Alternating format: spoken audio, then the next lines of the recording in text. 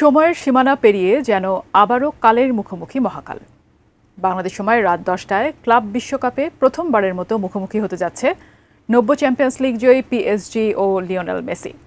সমর্থকদের চোখ এখন সেই নির্ধারিত খণ্ডের দিকে, যেখানে ফুটবল হবে ভাষাহীন অথচ আবেগ হবে বলিষ্ঠ। মেসি বনাম পিএসজির লড়াই নিয়ে বিস্তারিত শিহাব ইসলামের ডেস্ক রিপোর্টে। সময়ের গায়ে আজ লেখা হতে যাচ্ছে আরেকটি অধ্যায়। মেসি কি রচনা করবেন আরেকটি মহাকাব্য, নাকি প্যারিসের ক্লাবটি মহাকালের নায়কের সামনে লিখবেন ইতিহাস? এ যেন এখন একটি ফুটবল ভক্তের হৃদয়ের এক কোণে থাকা সবথেকে মূল্যবান দুটি প্রশ্ন। আজ রাত যেন কেবলই একটি ফুটবলের সন্ধ্যা নয়, এ এক মহাকাব্যিক পুনর্মিলনী।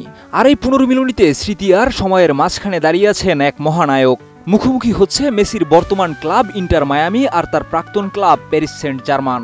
কিন্তু এই লড়াই কি শুধু একটি ফুটবল ম্যাচ, নাকি বিচ্ছেদ, স্মৃতি আর প্রতিশোধের মিলনস্থল? কে জানে এই লড়াইয়ের ফল কি হবে। কিন্তু ফলাফলের আগেই কাহিনী বলছে দ্বন্দ্ব, অভিমান আর প্রতিশোধে মোড়া এক জটিল সম্পর্কের গল্প। জেনেক্সে শিফট করো, লাইফকে লিফট করো। 2021 সালে বার্সেলোনা ছাড়ার পর পিএসজিতে পাড়ি জমিয়েছিলেন মেসি।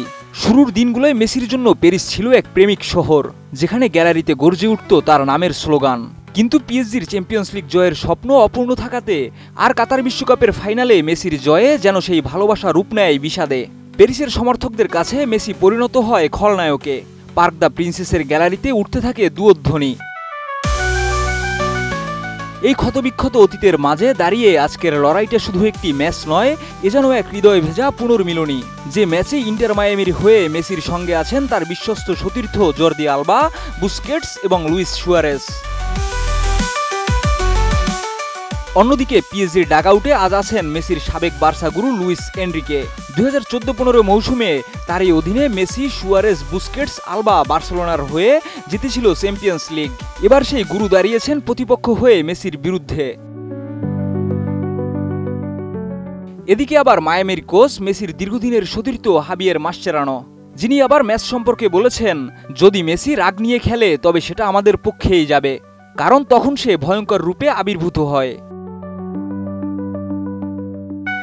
সর্বকালের সেরা লিওনেল মেসির ফুটবল থেকে আর কিছু পাওয়ার বাকি না থাকলেও আজকের ম্যাচ তাও এক আস্ত কাব্য, যেখানে পাতা উল্টালেই পাওয়া যায় অভিমান, হারানো সময় আর এক বিশাল পুনরুদ্ধারের তৃষ্ণা।